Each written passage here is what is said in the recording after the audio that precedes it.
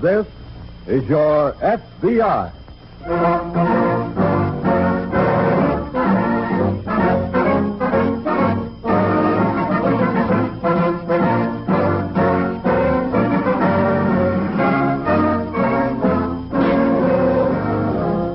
This is your FBI, an official broadcast from the files of the Federal Bureau of Investigation, presented as a public service by the Equitable Life Assurance Society of the United States. To your FBI, you look for national security, and to the Equitable Society for financial security. These two great institutions are dedicated to the protection of you, your home, and your country.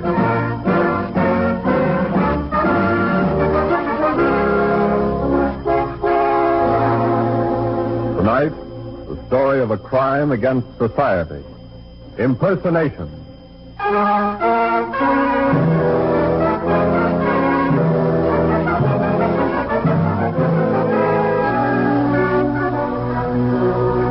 In the course of an ordinary year, the FBI handles big cases and small cases. Big cases like the trapping of the German saboteurs who were sent here to steal the secrets of the atomic bomb. And small cases such as the one you're going to hear about tonight. The important thing about tonight's case is not the sum of money involved or even the people involved, for the criminals are petty thieves. The important thing is that the FBI took as much time and effort as it did on this comparatively minor infraction of the law. No case is too big for the FBI, and none is too small if it violates a federal statute under the FBI's jurisdiction.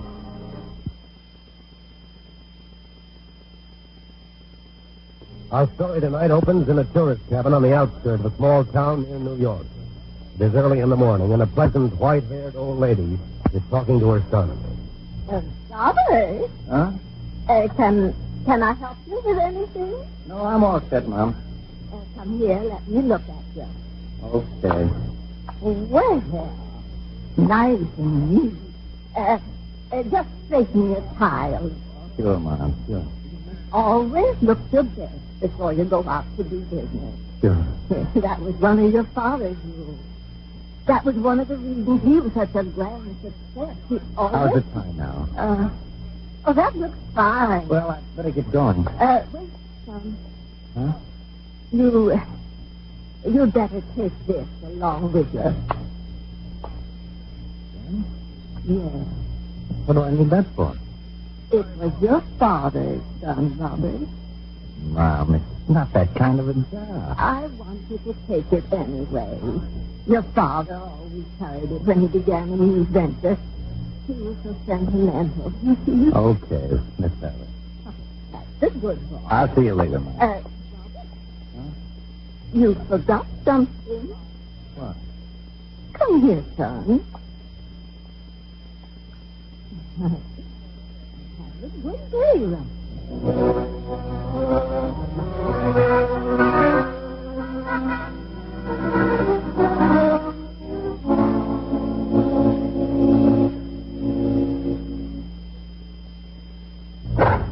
Yes, sir? You're John Gordon? Yes? My name is Perry, government inspector. Government? Oh, well, come on in. Thanks. Emily? Yes, John? Emily, this is Mr. Perry, government inspector. Oh, This is my wife. How do you do, Mr. Perry? Well, what can I do for you, sir? I'm afraid I have some very bad news for you two. What? Bad news? It's about those white leghorns you had delivered yesterday. Yes? I took a few from the crates as they were being unloaded and sent them out to the laboratory. Oh, what's the bad news? Well, I'm afraid we're going to have to condemn all of your chickens. Condemn them? Why? Two of them showed signs of tuberculosis. Oh, no. No, that couldn't be. Our reports are never wrong, Mr. Gordon. Couldn't the chickens be treated, fixed up some way? I'm afraid not. What can we do, Mr. Perry? Well, you can sue the people you bought them from, and the government service will stand behind you. Oh, by the way, have you got a lawyer? No. We haven't any money either. That's a shame. Well, I'll tell you what I'm going to do. You both look like honest people. I'll loan you enough to retain a lawyer. Well, now, Mr. Perry, Let me make you out a check. Now, I don't think you... Well, really, this is really very nice of you, Mr. Perry. Mr. Perry, I don't think that we ought to... Yeah. Here's my check for $50. You can pay me when you get your money back for the chicken. I don't know how we can thank you, Mr. Perry. Oh, don't mention it. Oh, Mr. Gordon, have you got a man around the farm who can help me load the chickens onto my truck? No, but I'll help you myself. Come on, Emily. Oh, yes. Mr. Perry helped us. Now let's us help him.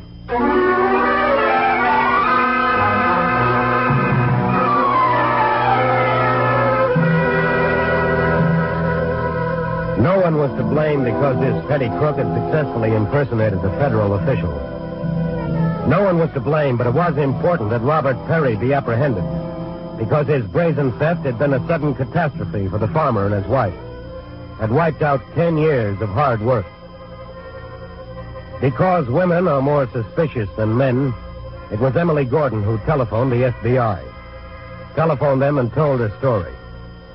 A short time later, Emily and John Gordon were at the FBI's New York office. This man impersonated a government inspector, Mr. Gordon?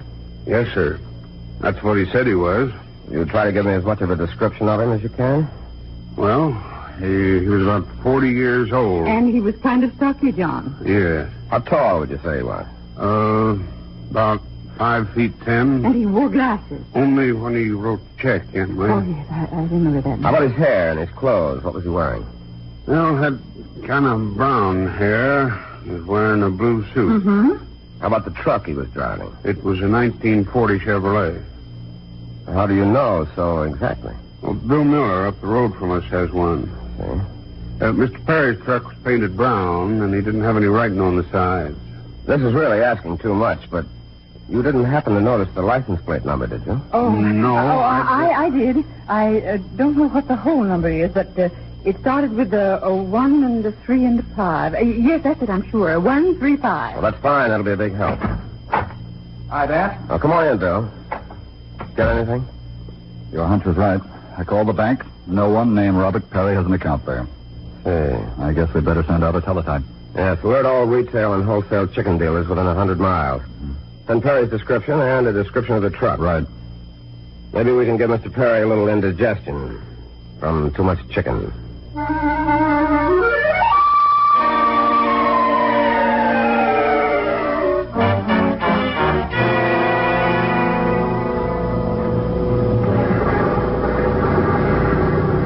Driving too fast for you, Mom? Oh, no. Are you dozing off, Mom?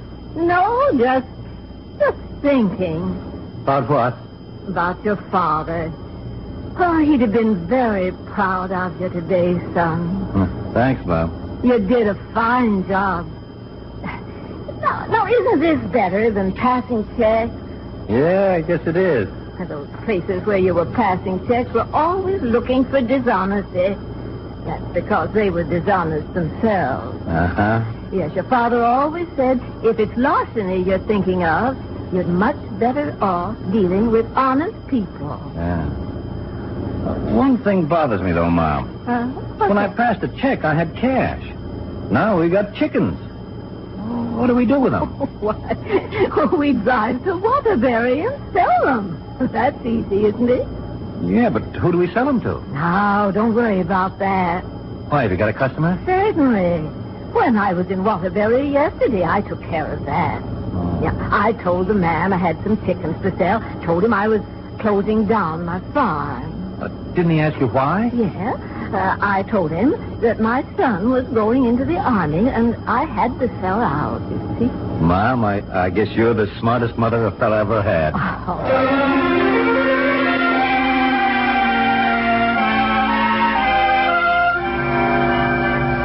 Fortunately for the FBI and all other law enforcement agencies, the human brain has channels, and ideas tend to run along the same line time after time. It accounts for the odd fact that some thieves, like Robert Perry, love to pass bad checks. Bad checks are always returned, and this bad check was to haunt Robert Perry. For the next morning, in the New York offices of the FBI, Special Agents Baker and Webster were looking at a report from Washington. A report on Robert Perry's bad check. How far back does he go? Over 10 years. Caught once in the very beginning. Mm-hmm. That's how he happened to have this much of a record. Did 3 months. Since then, he's been working in spurts. Anything else besides the bad checks? No. It kind of puzzles me. This isn't his kind of a job. His father maybe, yes, but the old man's dead. His father was a thief? Yes, his mother, too. Well... Mr. Perry can trace his family tree all the way back to Alcatraz. Hello, Baker speaking. You have? Good, where? Waterbury. Hold on to it. We're leaving now. Come on, Bill. What's up? The Waterbury police have picked up Perry's truck. Grab your hat. Let's get going.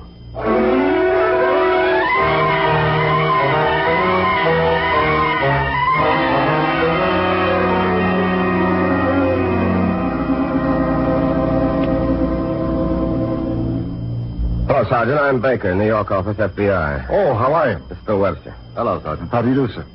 Well, gentlemen, somebody just called to claim the truck. Perry? No, a legitimate fellow. Who is he? A chicken dealer named Crawford from right here in Waterbury. How did he get hold of it? I'll let him tell you that. He's right in here. Mr. Crawford? Yes? Mr. Crawford, these gentlemen are special agents of the FBI. How are you, gentlemen? How do you do, Mr. Crawford? Would you mind telling us how you happened to get hold of that truck? I bought it. Same time I bought the chicken. From whom? A real nice old lady. She came in to see me on Tuesday. Said she had to sell her farm because her son was going into the Army. She reminded me of my mother. Nice old lady. Bill. I think this nice old lady is Perry's mother. Yeah. Mr. Crawford, this is very important. Was there a man with this nice old lady? Yes. Did he look about 40 years old, pretty stocky, about 5 feet 10 inches tall, wearing a blue suit? Did he have brown hair? Yes, that's the fellow who was with her. Where did they go? Why, after I bought the truck, the old lady asked me if I'd drive him to the railroad station. What train did they take? Did you say where they were going? They took the 521 out of here. She said they were going to New York. They're in New York by now. Well, we better get down there before that nice old lady sells somebody the Brooklyn Bridge.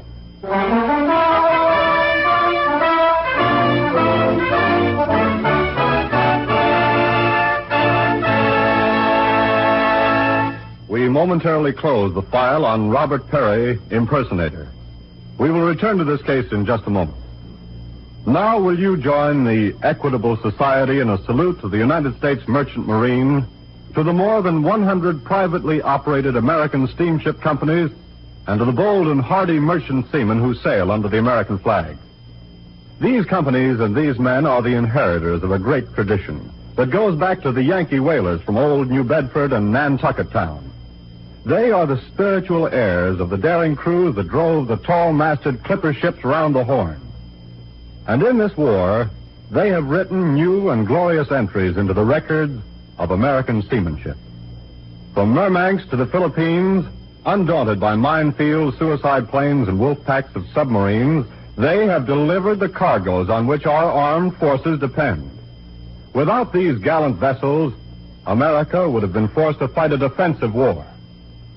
So here's to the ships and the men who operate and man them. May they be as successful in the years of peace that lie ahead as they are fearless in war. For many generations, there has been a close bond between the American Merchant Marine and the Equitable Life Assurance Society of the United States.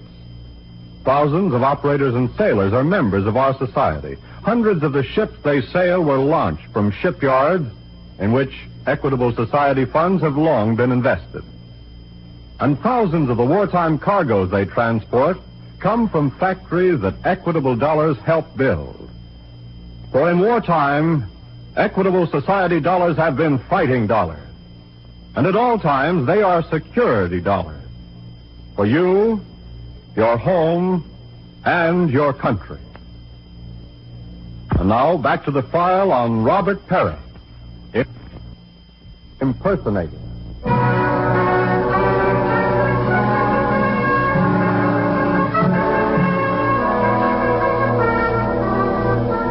In every case the FBI works on, the criminal has the advantage in the beginning. That advantage is the element of surprise. The criminal is the one who calls his shots. Once a crime has been committed, though, the FBI begins to move, begins to close the doors of escape. But first they must find the criminals. In a city like New York, a city with 7 million population, it is almost impossible to find two inconspicuous people. Two people like Robert Perry and his mother. It is almost impossible to locate them in New York if they're in New York. It is impossible to locate them in New York if they are, as Robert Perry and his mother were, in a small tourist cabin in southern New Jersey. Well, Mom, the weatherman is on our side. Yes, it's beautiful days. I think I'll go swimming.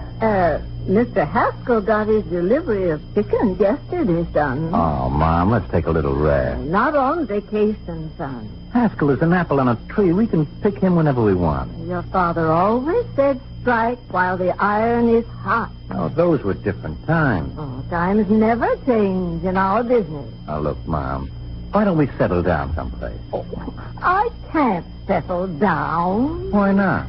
Well, I never want to stay in one place that long. No, but you're getting older now. Your father always said a person's as old as he feels. Okay, I guess I better go to work then. Son. Huh? I meant to talk to you. About what? About what? I found a checkbook in your blue suit. Mom, I haven't cashed a check. There was one missing. Oh, I gave it to that farmer up in Connecticut. Why? Well, I'm so sorry for him. He didn't have any money to hire a lawyer. But, son, you left a calling card. I asked you. You asked me not to cash any checks. I didn't. I gave one away. Well, it's done now, and your father always said there was no point in crying over spilled milk. I'll see you later, Mom. Robert? Huh? You forgot something. What? Come here, son. Have a good day.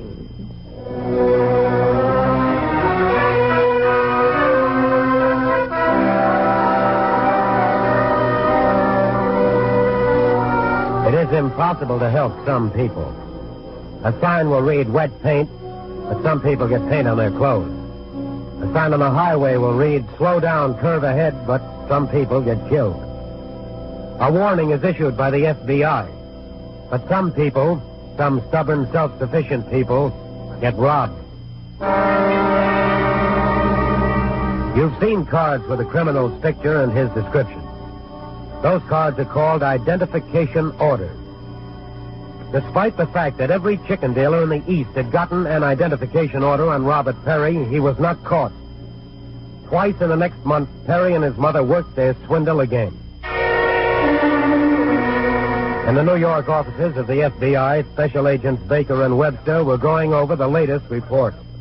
I don't understand why those identification orders didn't work. Both farmers got them. They admitted that. Yes, and he followed the pattern exactly both times. He's always been a government inspector, and the chicken disease has always been tuberculosis. And don't forget Mom. Good old Mom has always sold the chickens because her son was going in the army. I don't know how we can make it any easier for the farmers. We can't, unless we tell them not to answer the door. So it's the people who got stuck and not the farmers. They get their chickens back. The legitimate chicken dealer who buys the loot, all he winds up with is a truck. That's it. What? The truck. That's the angle we've been overlooking. What about the truck? It's a legitimate purchase every time. You're right. Every time Perry sells one of the trucks, he and his mother come back down to New York. That means they're buying their trucks here. I think we've got something, Dan. Yeah. Got one of the Perry identification orders in your desk? Yes, but we'll need more than one. No, let's not take another chance that people won't read them. What are you going to do? I'm going to call on every second-hand truck dealer in New York. I'll go with you. Okay, let's move.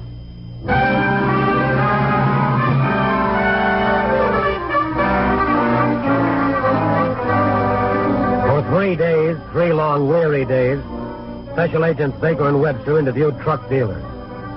The response was always the same. Sorry, like to help, but never saw the man. Sorry, I never saw the man. Then, on the 4th day... I know this is the right way to do it, Dan, but if we don't find Perry's trail pretty soon... I know. I keep seeing second-hand trucks in my dreams. Here's the used car lot. Yes. I'll get out on your side. Okay.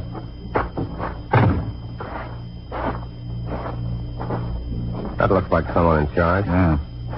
Yes, gentlemen? How do you do, sir? My name is Baker. I'm from the FBI. The FBI? Yes, here are my credentials. Oh, I see. This is Mr. Webster. How do you do? How do you do? If this is an investigation of some sort, gentlemen, I run my business clean. No black market. We're not checking on black market operations. Take a look at this picture, Mr. Turner. Uh-huh. Ever see that man before? I think so. His face is familiar. But I see so many people. Try to remember. If he was here, it was probably with a nice old lady. Oh, sure. I remember them now. You do? When were they here? Well, let's see. Today's Friday. He was here Wednesday. That's it, Wednesday afternoon. Did he buy a truck? Mm-hmm. Paid me cash, too. You're lucky. What do you mean, lucky? Sometimes he pays by check. I see. No, he paid me cash, and they drove right out of here in the truck. They didn't by any chance say where they were going. No, they didn't. Well, now, wait a minute. Yeah? I'm trying to think. He asked me for the best road to Albany. Albany? Yes, sir. Thank you, Mr. Turner. Oh, not at all, sir. And let's whip down to Grand Central and grab the next train north. Right. A woman's place is in the home, so let's find a home for Mrs. Parrott.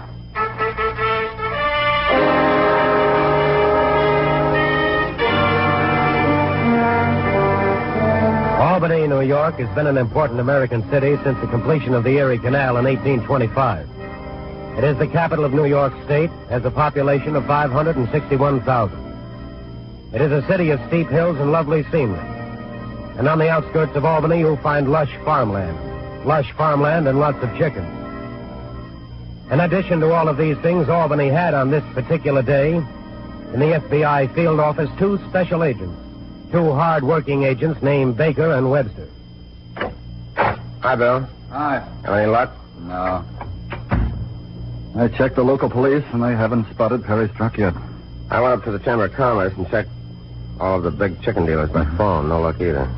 Well, where do we go from here? I think we got all the holes sealed up. Let's just wait for Perry to try to get through. Well, maybe we'll get some help in the identification orders. Could be. We certainly sent enough of them out. Sometimes it looks as if the people who get the IOs must make their ads and tear them up. Bill. Huh? We're missing a bet. What's that? IOs are also put up in railroad stations. That's what made me think of it. Think of what? We ought to be at the railroad station, not here. Why, to catch Perry as he's leaving town? No, but you remember that first farmer, Gordon? That was 1,000 years ago. What about him? Remember, he said that Perry told him he had seen the chickens unloaded at the railroad station the day before. Yes, and he must have been telling the truth. That's right. Otherwise, he wouldn't have known about the delivery. Bill, I've got a hunch that Perry's waiting for us.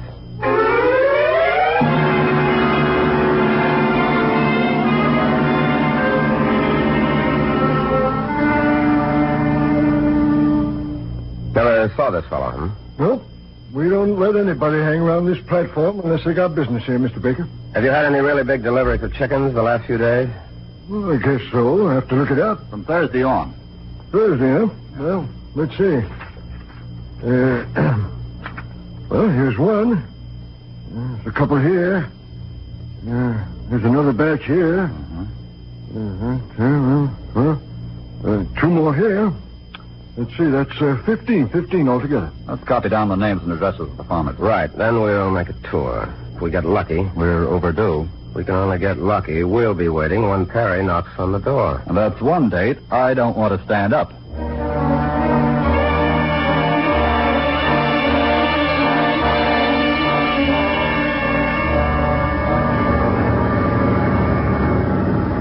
Well, it worked again, Mom. Hey, it'll work every time, son. It's foolproof. This last one was the softest touch yet. Yeah, and they're the best-looking chickens we've gotten, too. What do you say we take a little vacation after this one, Mom? All right, son. Good. Where we go? Oh, Niagara Falls. I wanted to go there with your father, but he was always too tied up with business. Not Niagara Falls, Mom. Well, why not, son? It's lovely up there. I've seen the postcards. Buffalo Cops, Mom. I'm hot up there. Oh, yes, I forgot. Well, there are plenty of other places. Yeah, of course. How about California? I'd like to go there. Oh, no. No, I'd always be thinking about your father if we went to California. He was at San Quentin. Well, we've got time to think about that after we get back to New York. You know, I think we ought to stay right in New York. Why? Well, The papers have been saying that it's unpatriotic to take long trips by train. They need the space for soldiers. Well, maybe you're right. Maybe we'll stay in New York. What? That car. It's forcing us off the road. Be careful, son. It's not forcing us off the road, Mom. They want us to stop. Why, have you been speeding? No, Mom. Pull over, Perry. Okay. Well, what in the world is this, son? Come on, then, Perry. You too, Mrs. Perry. Who are you? Special agents of the FBI. Well, what do you want with us? Well, you and your son seem to like chicken so much, we're going to do you a favor. Well, what is it? We're going to arrange for you to be sent to an institution. A place where they have chicken every Sunday.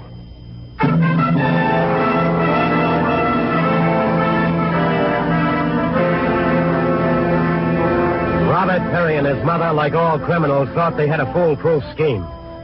A racket that was beyond being broken by the forces of law and order.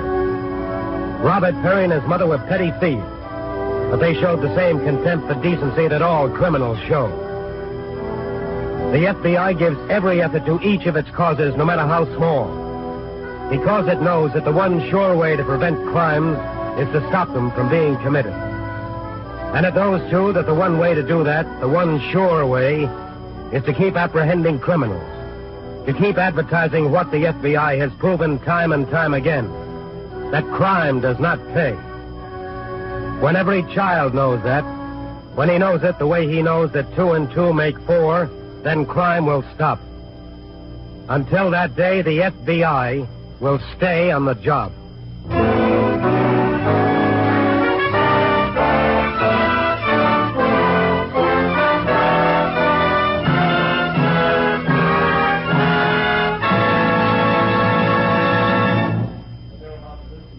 Case in just a minute. But now, will you join the Equitable Society in a tribute to the victory which is near at hand? A tribute of gratitude and praise to the armed forces of the United States. Our fighting men have proved that free men, brought up in the ways of peace, are more than a match for the regimented millions of the aggressor nation. The victory of these representatives of democracy is, as President Truman said last night, and I quote, more than a victory of arms. It is, as he said, a victory of one way of life over another, a victory of an ideal founded on the rights of the common man, on the dignity of the human being, and on the conception of the state as the servant, not the master of its people. Tomorrow, let us hope a new era will dawn on this earth, an era in which goodwill will prevail among all men, and all men will work together for the peace and prosperity of the world. As its contribution to peace, the Equitable Society will concentrate its full resources on the great task of providing security and jobs for the men and women who have served their country so well.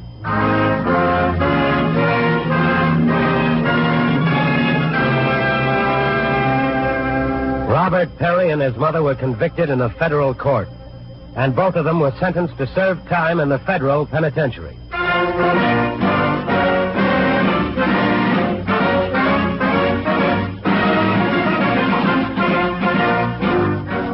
The incidents used in tonight's broadcast are taken from the files of the Federal Bureau of Investigation.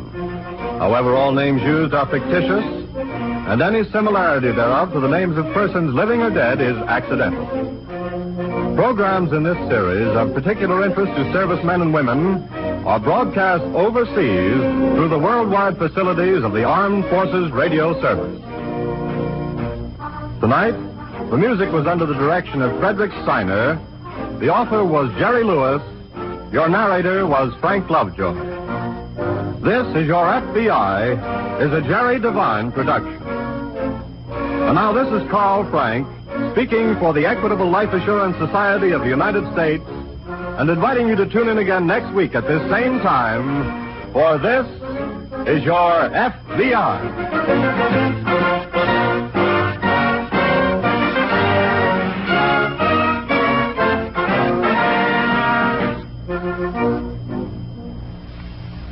This is the American Broadcasting Company.